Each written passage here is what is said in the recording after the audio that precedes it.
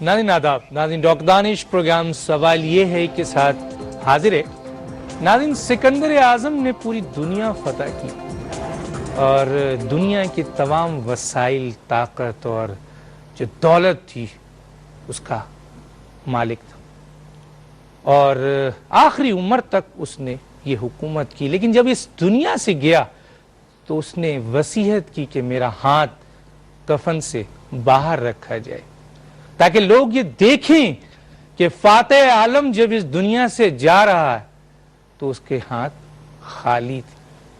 آج ہم بات کریں گے واحد سپر پاور امریکہ اور امت مسلمہ کے درمیان جو نفرت ہے کئی عرصے سے، بیچ میں کیا صورتحال رہی وہ بھی ہم ڈسکس کریں گے۔ اس کے ساتھ ساتھ کلیش آف سیولائزیشن پہ بھی بات کریں گے، افغانستان، ایران، اسرائیل، اس کے اوپر بات کریں گے۔ دو بہترین مہمان میرے پاس ہیں، آپ سے تعارف کراتے ہیں۔ آئیے، میرے پہلے مہمان ہیں جناب زید حامد صاحب۔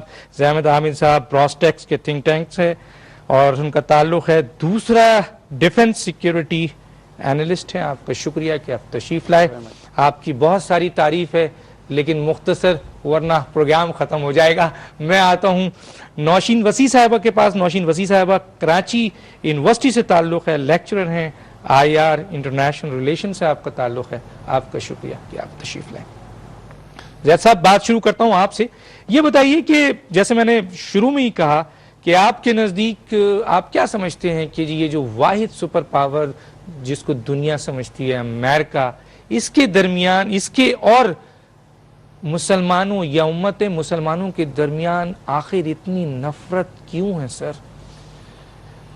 کیا وجہ ہے اصل؟ دیکھیے دانش، طاقتور ہونا کافی نہیں ہوتا، سمجھدار اور باانصاف ہونا بھی ضروری ہوتا ہے۔ دنیا کی پہلی جتنی تہذیبیں تباہ ہوئی ہیں، یہ کوئی پہلی سپر پاور نہیں ہے جو دنیا میں بنی ہے۔ ہم نے اسپارٹا کی تہذیب کو بھی سنا، رومن اور پرشین امپائرز بھی تھے، منگول اور چنگیز خان کی بھی بڑی حکومتیں بڑی طاقتور تھیں جو آدھی دنیا پہ اس وقت حکومت کرتی تھیں۔ But why were they destroyed?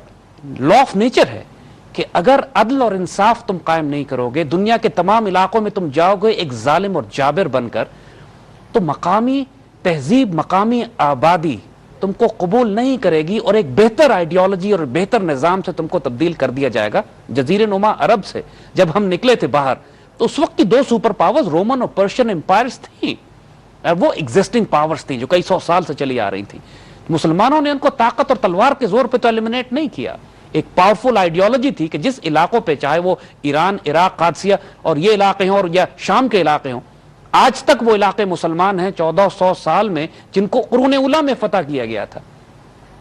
تو پوائنٹ از کہ جب ایک سپر پاور آپے سے باہر ہو جاتی ہے اپنے جنون اور اپنی مستی اور اپنی دیوانگی میں، امریکنز کا انفارچونیٹ المیہ یہ ہے کہ they are a super power in panic right now. یہ پینک کر رہے ہیں کیونکہ جو کیپٹلزم اور کمیونزم کے دو نظام انہوں نے 20ویں صدی کے شروع میں قائم کیے تھے، کمیونزم تو 1992 تک ختم ہو گیا، افغانستان اس کا قبرستان بنا، کیپٹلزم کسی حد تک باقی رہ گیا تھا، لیکن اب کیپٹلزم بھی کولیپس کر رہا ہے۔ تو ان کی پرابلم یہ ہے کہ ان کے پاس کوئی تیسرا سسٹم نہیں ہے۔ کمیونزم کولیپس کر چکا ہے، کیپٹلزم گر رہا ہے، آلٹرنیٹ ویکیوم ان کو نظر آ رہا ہے کہ یہ اسلام اس ویکیوم کو اسلام پر کرے گا، لہٰذا دے آر پینکنگ رائٹ ناؤ۔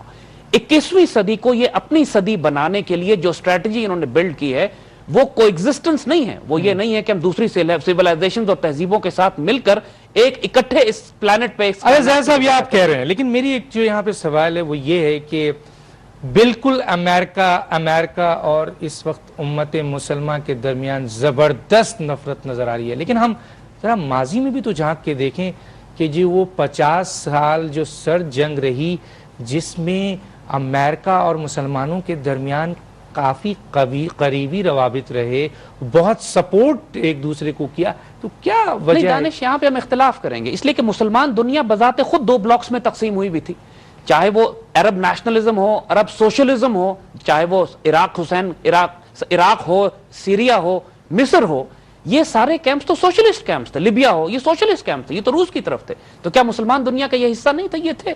مسلمان دنیا بذات خود کنفیوز تھی۔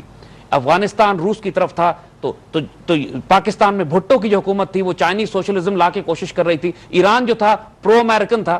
تو مسلمان دنیا بذات خود دو کیمپوں میں تقسیم تھی، لیکن اس کے اندر جو مسلمان عوام تھے، جو ہمارا پولیٹیکل تھاٹ پروسیس تھا، مسلمان پولیٹیکل تھاٹ پروسیس جو بلڈ ہو رہا تھا 60-70s میں، جس کو پریکٹیکلی ملیٹنٹ فارم ملتی ہے افغانستان میں، ورنہ 40s 50s 60s اور 70s میں تو اسلام ملیٹنٹ نہیں تھا، وہ آئیڈیولوجیکل تھاٹ پروسیس تھا جو بلڈ ہو رہا تھا کمیونزم اور کیپٹلزم کے مقابلے میں.